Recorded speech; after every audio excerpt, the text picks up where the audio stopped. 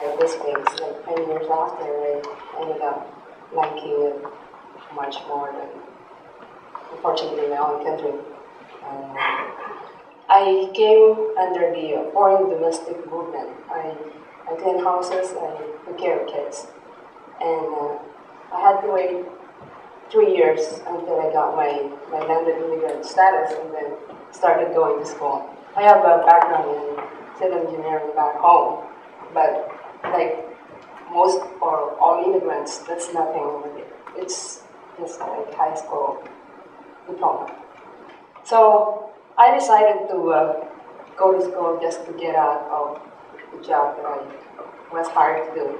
And fast forward, I actually have 3 diplomas.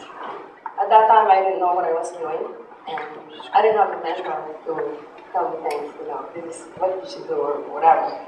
And I ended up doing accounting since I was like my line is like math or like engineering, so I thought, oh, it's numbers anyway, so I'm really good at that. But I didn't really like it, so, and then there was another course. And by the way, in Quebec, like,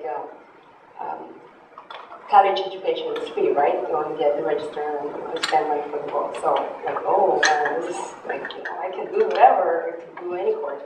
So, I ended up doing 2 courses. The first one was accounting, and then I did electronics, and the last one was telecommunications.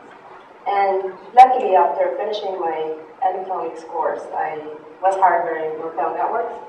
And at that time, I guess I was blessed because, first of all, I was not really good in French, and the interview was in French. Like, I was just guessing, I guess, to get the French. And the interview, like, he asked a bunch of questions in French, but I kind of understand the way he said it. And then I guess I impressed the interviewers. There were 3 of them that speaking in French, and I was like, yeah, what am I doing? But anyway, I got hired, and I worked in the operation, like on the floor, and because I guess I impressed my boss as well, I did a good job doing basically everything. I was easy to get trained. I could do mechanics, when the fiber optics came out, I was one of the first operators that got sent to Florida to do some training, and then he asked me after if I wanted to do this course. That's how I ended up doing my telecommunications at Institut Tecker, and it's a French school as well. So it was hard, but I guess like with a lot of patience and perseverance, I was able to work full time and go to school full time. So that was the best time of my life because that time Nortel was like flying high. Until it nosedived. Anyway, I was laid off back in 2001. I was on my second year in college. So on my 3rd year, I had to look for a job. I wrote my mom from the Philippines and my brother. So at that time when I was laid off, I had to continue my schooling on my 3rd year, and I had the mortgage to pay, and I was paying my car, and my mom was here, my brother was here, and I had to send like some money back home to the Philippines. And like, what am I supposed to do now? But for some reason, I just hang in there. I loaded my visa. I didn't want to go ask money or ask money from anybody. So I ended up loading up my visa and all. And fast forward to that, I was able to finish my schooling. And then, I was like a web addict, I guess, and then looking for a job. And then I found this job offering from the Canadian Forces. They were offering, I was qualified for the 2 bonuses, if you finish some schooling outside outside, and like I had like years of working as an operator, as a technician at Nortel.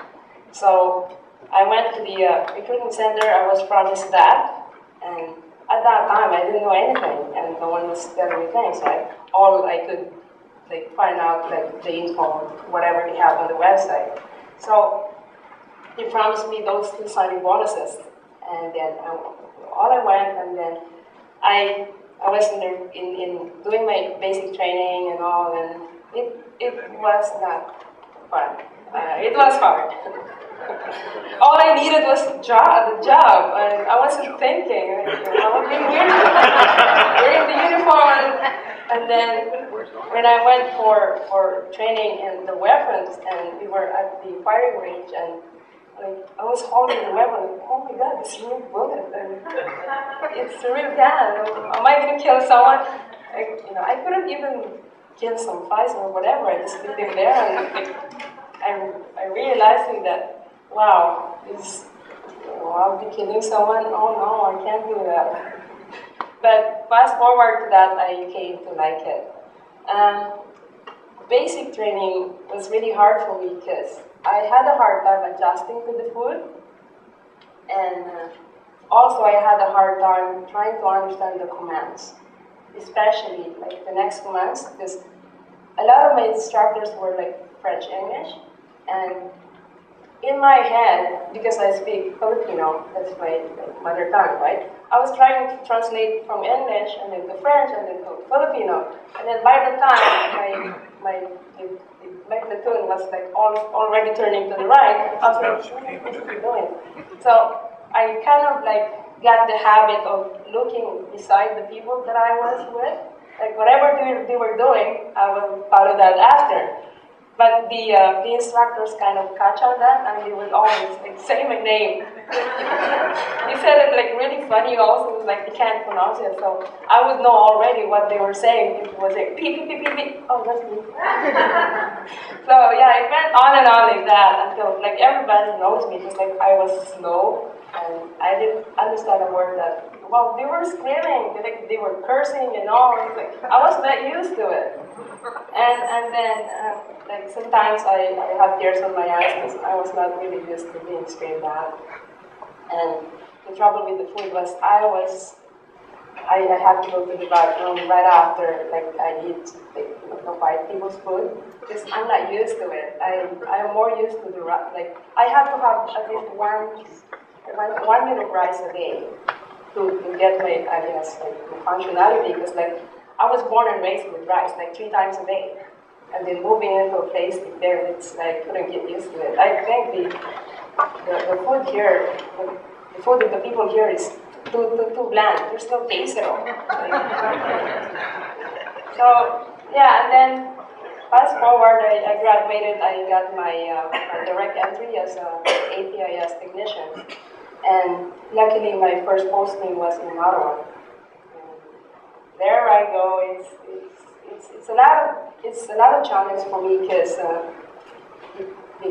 the work ethics of the people. I find a lot of people. I'm sorry, but like a lot of them are insecure. Because like here I am, like a woman, a technician, and I will be doing the same job that they're doing, and a lot of them are like the same. Because since I got my direct entry right away, they were kind of insecure because here I am.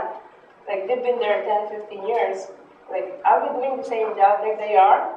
And it took a long time for me to prove to them that I'm good. Like, just give me a chance and I can prove myself to you. And like some people, like they gave me a hard time. Like I'll just go there. I learned how to I learned to shut up and I never complain. And I just do the job. And at the end of the day, I go home and happy, right?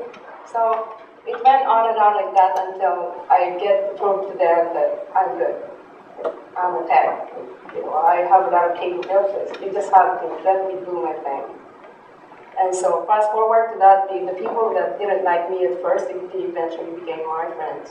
And they were the ones, oh, this is Gina, like she's really good, she's a direct entry and all that. But not a lot of people like the direct entry thing.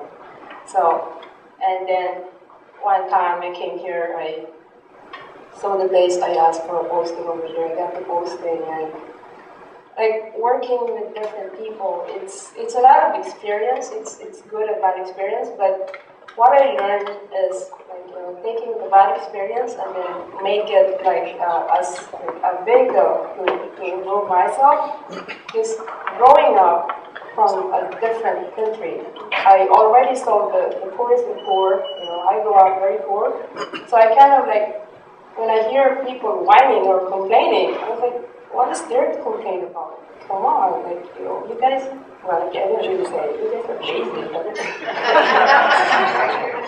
So, yeah,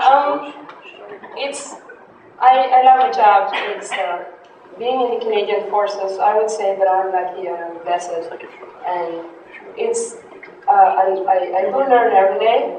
And the thing about being a technician in a male-dominated environment is that a lot of people who see me and don't know what I do, they will not appreciate me.